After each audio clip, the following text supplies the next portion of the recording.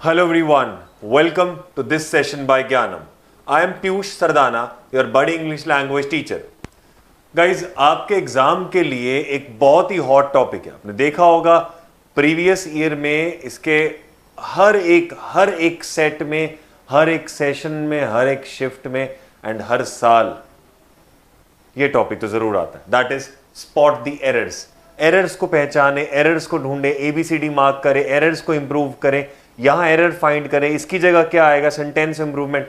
ये है सब एक ही जैसे. So let us start this out guys. With this there might be like कि भाई ये तो एक छोटा सा क्वेश्चन है, कितना इजी है, इसमें तो मैं ऐसे निकाल दूं. But no, it has to be very firm. The couple is very proud of their 2 daughters. The couple is very proud of their 2 daughters. Now, देखिए जरा कंसेप्ट देखिएगा आप. कंसेप्ट क्या कहता है इंग्लिश का? यही सारा कंसेप्ट आपके काम आएगा जितने भी इंटेलेक्चुअल टॉपिक्स आप देखेंगे इंग्लिश के. राइट, एग्जांपल देता हूं. There is a subject which is directly proportional to a verb. मतलब सब्जेक्ट जो है वो हर बार वर्ब के डायरेक्टली प्रोपोर्शनल होता है. ये तो मैथ्स में टर्म चलता है, फिजिक्स में टर्म चलता है, proportional. Why in English then? Consider English as a subject, not as a language. Subject verb के प्रोपोर्शनल है. मतलब अब देखिएगा, मैंने लिखा पीयूष इज टीचिंग. इसमें पीयूष क्या हो गया? सब्जेक्ट. इज क्या हो गया? वर्ब. पीयूष सब्जेक्ट है, इज आपका वर्ब है, आपका सेंटेंस फॉर्म हो गया पीयूष इज टीचिंग. बट अब देखिए इधर, कहता पीयूष सब्जेक्ट ने वर्ब लगाया इज. राइट, तो कहता है अगर मैं इस पीयूष को ऐसा लिख दूं, मैं खुद को आई बोलूंगा तो क्या बनेगा? I am teaching. मैं पढ़ रहा हूं. नाउ आई ने क्या लगाया? आई एम, है ना. अच्छा, किसी ने बोला ही तो बन जाएगा ही इज टीचिंग. किसी ने बोला यू तो बन जाएगा यू आर टीचिंग. हो क्या रहा है ये? कभी इज, कभी एम, कभी are. This is called you bound to change your subject और hamper with your subject. Subject के साथ छेड़खानी करेंगे, verb is definitely gonna be change. वो तो चेंज होकर ही रहेगा. एक चीज तो डैम श्योर है यहां से कि सब्जेक्ट वर्ब के प्रोपोर्शनल है और इसमें कोई दो राय नहीं है. कैसे? Population is increasing, people are coming, the coat is not good, the tie is not good, the trousers are good, the shoes are perfect. Prove क्या हो रहा है? The moment you realise you gonna change your subject, the verb is bound to be gain changed. तो कहता है ये तो होना ही होना है. सब्जेक्ट और प्रोपोर्शनल वर्ब, ये तो गेम रहेगी. बट सर इसमें क्या हम सीखने को मिलते हैं वो बताता हूं आपको. There is a word called everyone. आप मुझे एक बात बताएं, एवरीवन इज कमिंग या are coming? Sir everyone is coming. पता क्या एग्जाम में क्वेश्चन क्या आया था?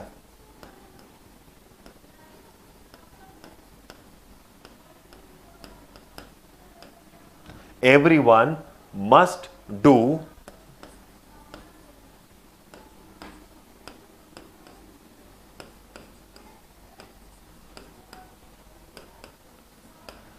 their duty properly.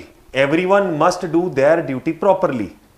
हर किसी को अपनी अपनी ड्यूटी प्रॉपरली करनी चाहिए, है ना. अब देखने में कितना सिंपल लग रहा है, बट आपको क्या रियलाइज करना है? कहता है यहां सब्जेक्ट क्या है? एवरीवन. वर्ब तो मस्ट आया, इससे सिंगुलर प्लूरल में कोई फर्क नहीं पड़ता है. बट बाय द वे आपके अकॉर्डिंग एवरीवन इज या आर? Sir is. तो एवरीवन इज सिंगुलर हुआ कि प्लूरल?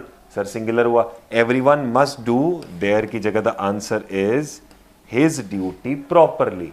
हर किसी को अपनी ड्यूटी प्रॉपरली करनी चाहिए. यहां से क्या समझे आप?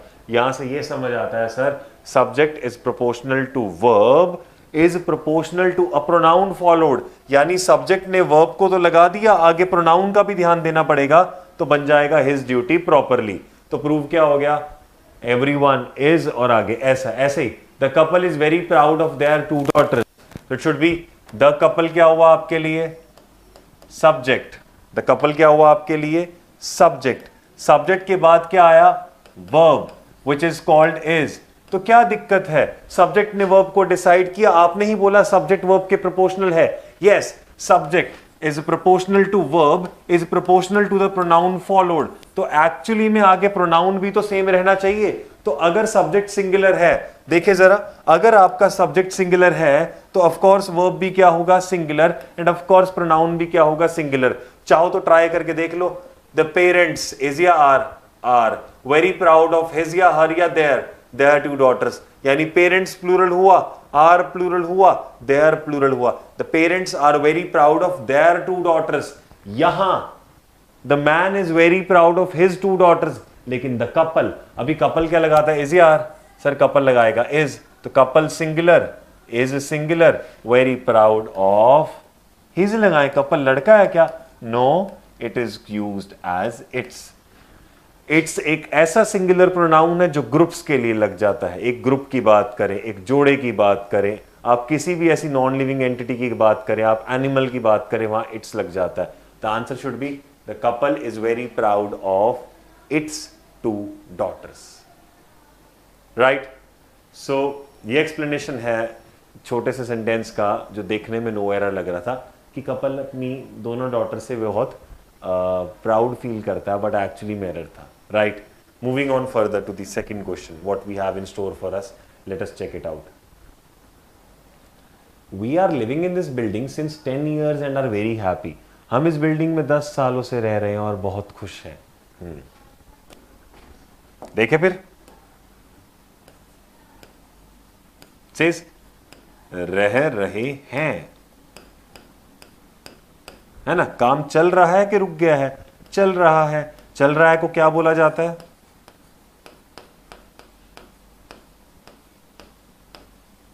कंटिन्यूअस. काम चल रहा है, it is continuous on going task. ये तो प्रूव हो गया कि कंटिन्यूअस का मतलब ओके है. ठीक है का मतलब क्या है, प्रेजेंट. भाई आंसर तो जाएगा प्रेजेंट कंटिन्यूअस में, कोई दो राय है ही नहीं. बट डू यू नो आपके इंग्लिश में 4 होते हैं. कैसे, indefinite, continuous, perfect, perfect continuous. तो ये जो नंबर 2 है और नंबर 4 है, यानी दोनों इवन वाले पार्ट्स आपके क्या है, कंटिन्यूअस है. तो देखिए प्रेजेंट कंटिन्यूअस 2 तरीके का होता है. एक होता है सिंपल वाला प्रेजेंट कंटिन्यूअस, एक होता है प्रेजेंट परफेक्ट कंटिन्यूअस. एक होता है प्रेजेंट कंटिन्यूअस, दूसरा होता है प्रेजेंट परफेक्ट कंटिन्यूअस. तो यहां से तो डैम चीज क्लियर है गाइस कि भाई इस सेंटेंस में आपके पास 2 तरीके के कंटिन्यूअस है. एक प्रेजेंट कंटिन्यूअस, एक प्रेजेंट परफेक्ट कंटिन्यूअस. अगर प्रेजेंट कंटिन्यूअस की बात की जाएगी तो वो सिंपल वाला प्रेजेंट कंटिन्यूअस, जैसे I am teaching, Piyush is teaching, है ना, ऐसा हो जाएगा. अगर प्रेजेंट परफेक्ट कंटिन्यूअस की बात की जाएगी तो it should be what, I have been teaching, Piyush has been teaching. यानी यहां से प्रूव क्या हो रहा है, प्रेजेंट कंटिन्यूअस और present perfect continuous, we have got 2 of these. Right. तो कह रहा हम इस, अब दोनों में फर्क क्या है. प्रेजेंट परफेक्ट कंटिन्यूअस का मतलब होता है विद टाइम, इतने समय से ऐसा काम हो रहा है, इतने समय से, है ना. तो एक चीज तो डैम क्लियर है कि भी आंसर विद टाइम में प्रेजेंट परफेक्ट कंटिन्यूअस आएगा, विदाउट टाइम में प्रेजेंट कंटिन्यूअस. यहां पे अपने पास टाइम दिया है, हाँ सर ये 10 साल कुछ लिखा तो है, भाई टाइम तो पक्का दिया गया है. इतना तो डैम श्योर है कि यहां पर अपने पास जो यूजेज आएगी that is present perfect continuous. The usage would be present perfect continuous. Right? Present perfect continuous. अब एक और चीज देखते हैं. We are living in this building since 10 years and are very happy. तो कहता है हम इस बिल्डिंग में 10 सालों से रह रहे हैं और बहुत हैप्पी हैं. अब प्रेजेंट परफेक्ट कंटिन्यूअस क्यों आएगा, क्योंकि 10 years आया है, तो it should B we have been living in this building since 10 years. अब एक चीज और है दिक्कत, बताता हूं क्या.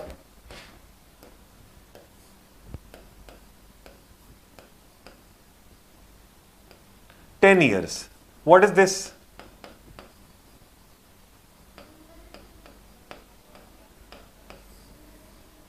Duration of time.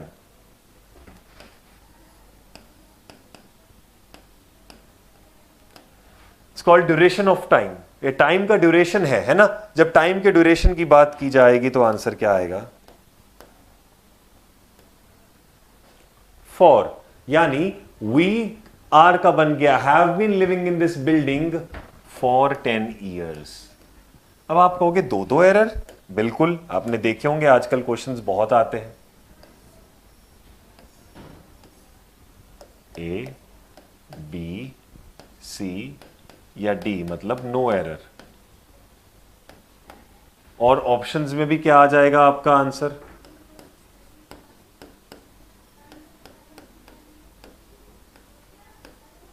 Both A and सी। हमारा एरर कहां पे है? ए में भी है और सी में भी है।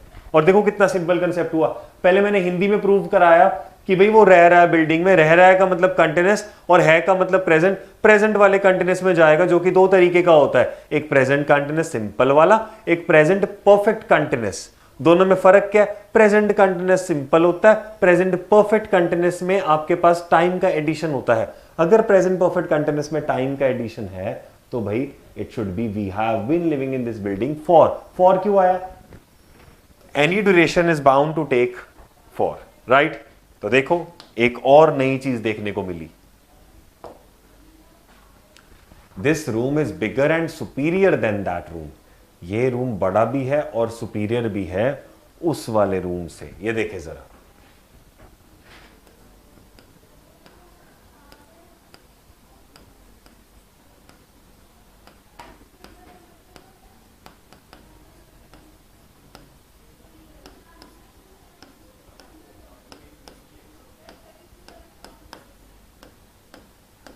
आप कहोगे दोबारा क्यों लिख रहे हो? ये देखे जरा,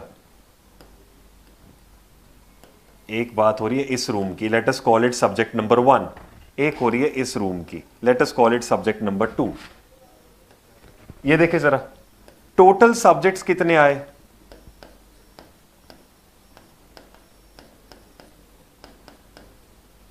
तो number of subjects is directly proportional to what? The number of degree और द डिग्री नंबर। तो degree number has to be what? 2, क्योंकि अगर ये 2 है तो ये भी क्या होगा? 2 होगा। तो कहता है दिस रूम दैट रूम, ठीक है। अब बिगर क्या हो गया आपके लिए?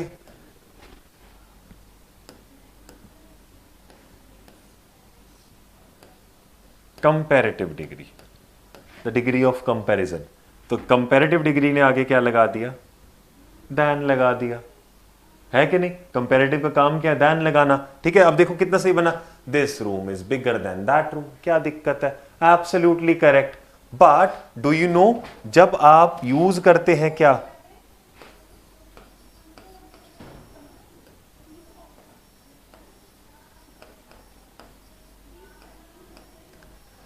सुपीरियर को, सुपीरियर क्या होता है? बड़ा किसी से, है ना, बड़ा महसूस करवाना। इंफीरियर छोटा महसूस कराना। There are certain words, inferior, superior, major, minor, prefer, prior, posterior, ulterior, है ना, ऐसा सुना होगा ना, सीनियर, जूनियर। ये सब वर्ड्स अपने बाद क्या लगाते हैं? To. This room is bigger and superior to that room. ये एग्जाम का फेवरेट एरर है। एक बार जस्ट इस पे नजर मारे, अभी क्या मिला आपको? कह रहा this room is superior to that room. कुछ ऐसा मिला कि ये रूम ना उस रूम से सुपीरियर है। ये आपको डायरेक्ट मिल गया, बट दिक्कत पता है कहां आई? दिक्कत यहां आई, आपने सुपीरियर तो लगा दिया गाइज। सुपीरियर से क्या पता लगा सर? सुपीरियर से पता लगा कि भाई ये चीज उससे ज्यादा है ना। अगर ये चीज उससे ज्यादा है तो एक चीज पता लगी, सुपीरियर के साथ 2 लगा गया। लेकिन ना एंड का काम पता है क्या? जोड़ना। आप इसको ब्रेक करके देखना जरा एक बार, ब्रेक करना, आधा एंड इधर जाएगा, आधा इधर जाएगा। तो ये ब्रेक करके लिखा है this room is bigger then that room. कह रहा बिगर को 2 थोड़ी ना चाहिए, दैन चाहिए, वाइल सुपीरियर को 2 चाहिए। तो कहता सुपीरियर को 2 और बिगर को दैन कैसे करें? Answer, this room is bigger than and superior to that room. Bigger than and superior to that room. तो बिगर के साथ लगाते हैं हम दैन और सुपीरियर के साथ लगाते हैं 2। आंसर क्या पता लगा? समटाइम्स दोनों वर्ड्स को अपना अपना प्रीपोजिशन चाहिए होता है या अपना अपना पर्सनल वर्ड चाहिए होता है, तो हम वहां पे वो यूज करवा सकते हैं। तो answer, this room is bigger than and superior to that room. अब एंड से ब्रेक करके देखें क्या बनेगा? This room is bigger then that room, this room is superior to that room. दोनों को सैटिस्फैक्शन मिला, we have got the answer, right. Moving on further, because I was out of station so I could not attend the meeting. अब एक छोटा सा concept देखते हैं।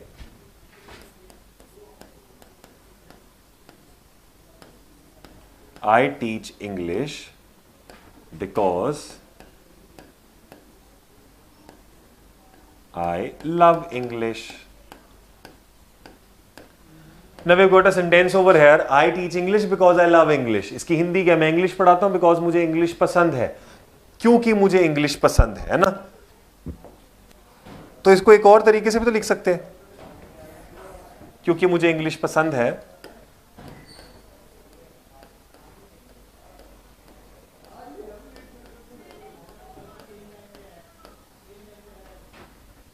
I teach English. क्या बना? कहता मैं इंग्लिश पढ़ाता हूं क्योंकि मुझे इंग्लिश पसंद है इज इक्विवेलेंट टू क्योंकि मुझे इंग्लिश पसंद है मैं इंग्लिश पढ़ाता हूं. तो बिकॉज वाला पार्ट इधर रखे या इधर रखे, बात तो एक ही जाएगी. बिल्कुल यस. तो यहां देखें, जब बिकॉज स्टार्टिंग में ऑलरेडी आ गया है, because I was out of session, क्योंकि मैं शहर से बाहर था, इसलिए लगाने की जरूरत नहीं है. बिकॉज अगर ये पीछे जाएगा तो क्या बनेगा? So I could not attend the meeting because I was out of session. So will not start the sentence ना. क्या सेंटेंस स्टार्ट करेंगे आप? I could not attend the meeting और आगे because I was out of station. तो prove क्या होता है यहां पे? सो जो है ना सुपरफ्लुअस, उसकी रिक्वायरमेंट नहीं है आपको. राइट? हाँ. Does your car run fast enough to good in the race? Does your car run fast enough to do good in the race? क्या आपकी कार इतनी तेज भागती है कि रेस में अच्छा कर पाए? Okay, let us try this.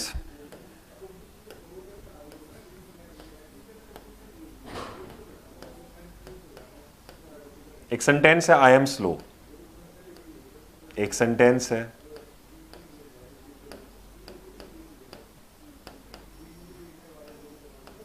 I teach slowly.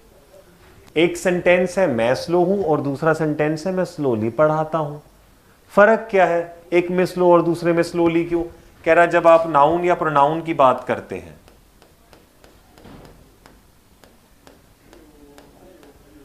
तो वहां यूज किया जाता है एडजेक्टिव.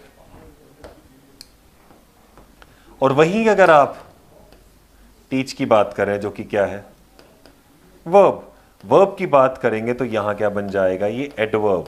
तो कहता है नाउन प्रोनाउन की क्वालिटी बढ़ाने वाला एडजेक्टिव होता है, वर्ब की क्वालिटी बढ़ाने वाला एडवर्ब होता है. एक चीज तो अपने को पता लग गई है. ठीक है. तो यहां क्या? Does your car run fast enough to do good in the race? क्या आपकी कार इतनी तेज भागती है कि रेस में अच्छा कर सके? अब guys you might know this now. कैसे करेंगे? क्योंकि यहां पर एक फास्ट लिखा है, एक गुड लिखा है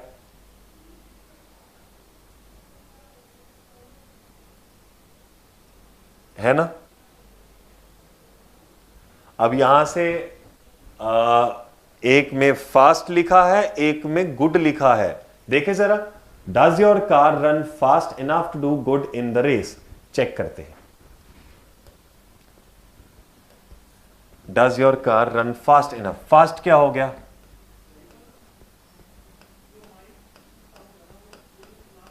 एडजेक्टिव. गुड